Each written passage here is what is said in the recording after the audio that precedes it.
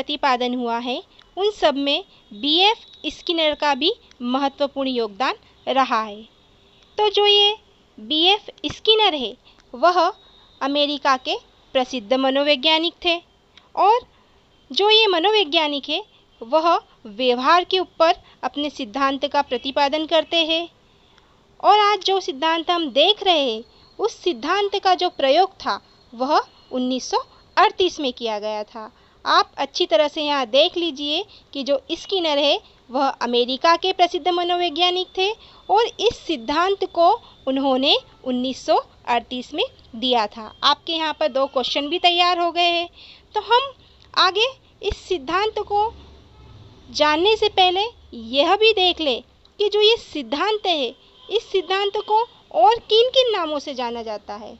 हमारे सामने हमेशा एक ही प्रॉब्लम आती है कि किसी भी सिद्धांत को हम एक ही नाम से जानते हैं और फिर जब भी इससे संबंध में क्वेश्चन आता है तो हम कंफ्यूज हो जाते हैं। तो यहाँ पर इस सिद्धांत के कुछ अन्य नाम भी है।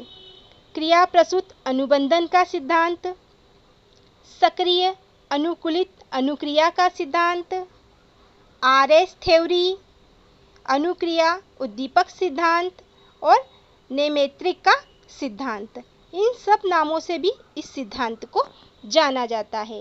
इन सभी नामों को आप अपनी डायरी में नोट कर सकते हो। अब देखते हैं कि जो स्किनर है वह एक व्यवहारवादी मनोवैज्ञानिक थे। तो इन्होंने व्यवहार को 2 भागों में बांट दिया था। इन्होंने थॉर्नडाइक के विपरीत कार्य किया था। जो थॉर्नडाइक की एसआर थ्योरी थी उस थ्योरी को आरएस थ्योरी में बदलने का काम किया था। तो इन्होंने एक अनुक्रियात्मक रिस्पोंडेंट और दूसरा है क्रिया प्रसूत मीन्स ऑपरेटिंग। तो हम पहले इन दोनों को देख लेते हैं कि जो अनुक्रियात्मक है वह क्या होता है। तो अनुक्रियात्मक व्यवहार वह होता है जो उद्दीपक के कारण होता है। कल हमने देखा था उद्दीपक। और जैसे हमारी आंखों में कुछ कचरा चले गया, मिट्टी चली गई तो क्या होता है, हमारी आंखों से आंसू निकल ही आते हैं। तो ये एक उद्दीपक कारण था। दूसरा है क्रिया प्रसूत मीन्स ऑपरेटर बिहेवियर। वो क्या होता है, तो जो क्रिया प्रसूत अधिगम है वह अनुकूलित होता है। वह कैसा होता है, अनुकूलित होता है। और जो क्रिया प्रसूत है वो व्यवहार में पहले से ही रहता है। हमारे व्यवहार में वो पहले से ही रहता है और इसका संबंध हमारी उत्तेजना से होता है। तो स्किनर ने इसी क्रिया प्रसूत के आधार पर इस सिद्धांत को आगे बढ़ाया है कि जो क्रिया प्रसूत है, जो हमारा बिहेवियर है, वो हमारे कार्य के प्रति हमें उत्सुक करता है। जब हमें किसी कार्य के प्रति फीडबैक पुनर्बलन मिलता है और यदि पुनर्बलन अच्छा होता है तो हम उस कार्य को अच्छे से करते हैं और पुनर्बलन यदि नेगेटिव होता है तो हम उस कार्य को वहीं रोक देते हैं। अब हम देखते हैं कि जो स्किनर है उन्होंने अपने इस सिद्धांत का प्रयोग किस पे किया है।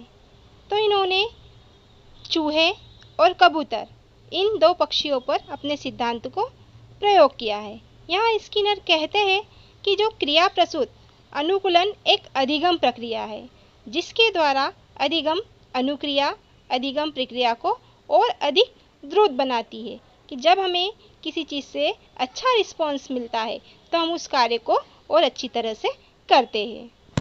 अब हम इस सिद्धांत को समझ लेते हैं। सबसे पहले आप इस चित्र को देखिए कि इस चित्र में एक बॉक्स है। उस बॉक्स में एक चूहा है और साथ ही बॉक्स में एक लीवर भी है और भोजन भी आने का रास्ता है। अब हम देखते हैं कि स्किनर ने अपना जो ये प्रयोग था, जो अपना सिद्धांत था, वो कैसे प्रतिपादित किया। तो उन्होंने क्या किया कि चूहों के लिए एक लीवर वाला, एक बटन वाला बॉक्स बनाया और इस बॉक्स में चूहे को रख दिया गया। बाद में इस बॉक्स को स्किनर बॉक्स का नाम दिया गया। अब यहाँ पर कंडीशन क्या थी, कल हमने देखा था कि जो थॉर्नडाइक थे उन्होंने बिल्ली के सामने भोजन रख दिया था और जो बिल्ली थी वो भोजन को पाने का प्रयास कर रही थी। लेकिन अब यहाँ पर कंडीशन है कि जो चूहा है उसके सामने भोजन नहीं रखा है। चूहे को अपना भोजन स्वयं ढूंढना है, वह अपना भोजन कैसे खा सकता है।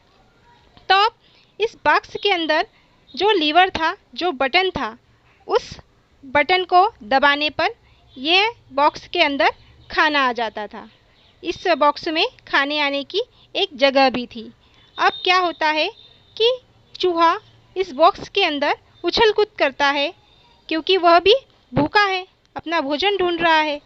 और जैसे ही बॉक्स के अंदर जो लीवर है, उस लीवर पर जब चूहा उछलता है तो खट की एक आवाज़ आती है।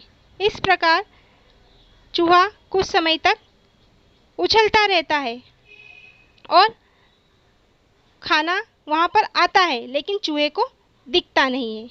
इस प्रकार कुछ समय तक ये क्रिया चलती रहती है और कुछ समय के बाद जो चूहा है वह खाना देख लेता है और उसे ग्रहण कर लेता है।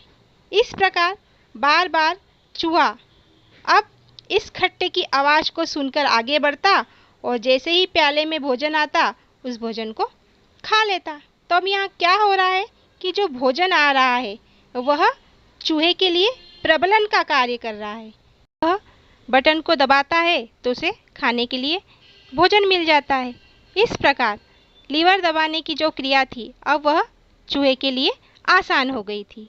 तो हम इस प्रकार यहाँ निष्कर्ष निकलता है कि जो भी प्राणी होता है वह अपनी आवश्यकताओं से अभिप्रेरित होकर निरंतर क्रियाएं करता ही रहता है और एक समय उसकी जो क्रिया प्रस्तुत होती है वो शक्ति बढ़ जाती है। जब उसको अच्छा रिस्पॉन्स आने लगता है, उसको सफलता मिलती है, तो वो क्या होता है कि उसकी जो क्रिया करने की शक्ति है वह बढ़ती चली जाती है। अब हम आगे बढ़ते हैं और दूसरा प्रयोग देखते हैं। स्किनर ने अपना जो दूसरा प्रयोग है वह कबूतर के ऊपर किया था। आप इस चित्र को देखिए। इस चित्र में एक बॉक्स है, बॉक्स में कबूतर है, उसी बॉक्स में एक लीवर भी है और दाना आने के लिए एक जगह भी है। तो हम देखते हैं कि इन्होंने जो कबूतर पे प्रयोग किया है वह कैसे किया।